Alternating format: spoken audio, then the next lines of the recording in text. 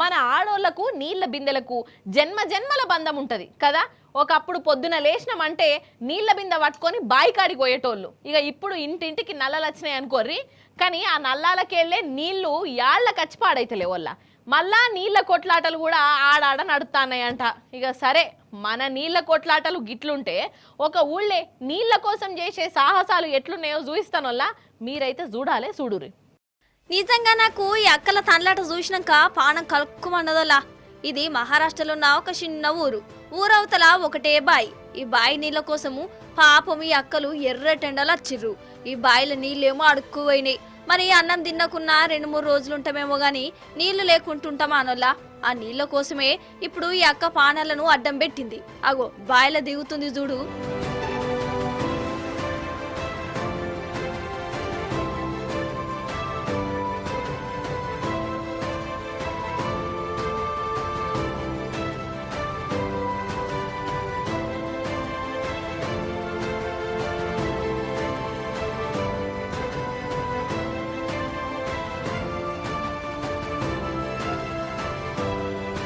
నిజంగా ఎంత గోసిది.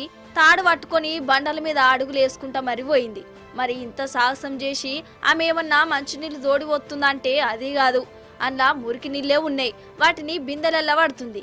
తాగేదెందుకు ఏ నీళ్ళైతేంది పాటు దూప సల్లార్తా అయిపోయా అనే కాడికి వచ్చింది కథ. నిజంగా మన దేశంలో ఇంకా గిసుంటి పరిస్థితి ఉందా? ఓ దిక్కేమో టెక్నాలజీ పెరిగింది, మనము ఆకాశంలోకి పోతున్నాం, చంద్రుని మీద తిరుగుతున్నాం అని గొప్పగా చెప్పుకుంటాం. కానీ ఇంకో దిక్కు గొంతులు తడుపుకునేందుకు గింతగానం గోసపడుతున్న జనాలు కూడా ఉన్నారు. కమస్కం దూప తీర్చుకునేందుకు కూడా మంచినీళ్ళు లేకుంటే ఈ టెక్నాలజీ ఏమిటికి? ఈ చంద్రమండలం మీదకి పోవుడు ఎవరి కోసం? గిట్లనే అనిపిస్తుంది నాకైతే.